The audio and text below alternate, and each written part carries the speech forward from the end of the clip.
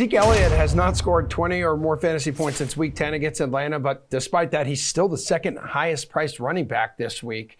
They're at the Giants. He did score north of 28 fantasy points against New York the first time around. So chase or fade that Zeke will have another great game against the G-Men.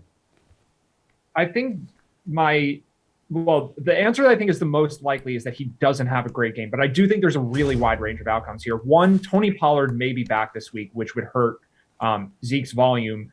And then if the Cowboys get off to a big lead, I think we see Corey Clement play a bunch of snaps. This is what happened last week. The Cowboys were up big on Washington.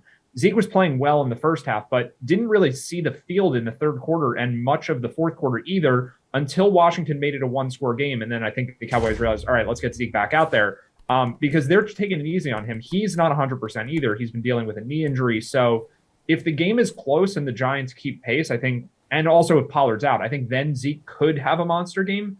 But there are a lot of variables here, and there are a lot of ways that it doesn't work out. So I think I'd rather I'd certainly say that some of the other guys are safer choices than Zeke this week.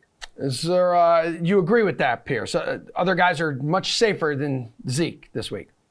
Yeah, far safer. This is a fade for me. There's just too many red flags. I get it. The Giants have a terrible run defense, and that really opens the door to, or at least allows Elliott to be the second most expensive running back on this slate. But he's not healthy. The Cowboys are taking it easy with him. The offensive line is not healthy. Tyron Smith is out. And you look at Elliott's numbers and that offense's numbers in general, when Tyron Smith is not playing, there is a significant fall off. That's going to hurt him. As we already mentioned, maybe Pollard comes back.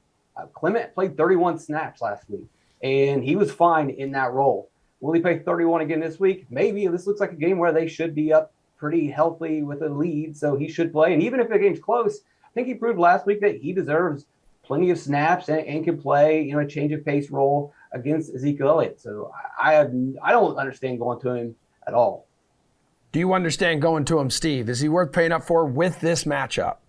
I mean, absolutely not. I mean, these guys hit on it. Like Clement having 13 carries last week. I mean, that's really all I need to know. Like they're doing 50-50 regardless of who's behind Zeke or not, whether it be Pollard, whether it be Clement. Like that's just what they're doing at this point. So I can't trust that Zeke is going to have a good game here. Even when he's getting the carries, he's not been overly efficient with the ball. Like there is nothing that he's done that says this guy deserves to be the second most expensive running back on this slate. This is such an easy fade for me here. If I get beat by Ezekiel Elliott this week, so be it. I have no problem saying that the right call was to fade him at his salary with how inefficient he's been. So if he beats me, he beats me, but this is an easy fade for me.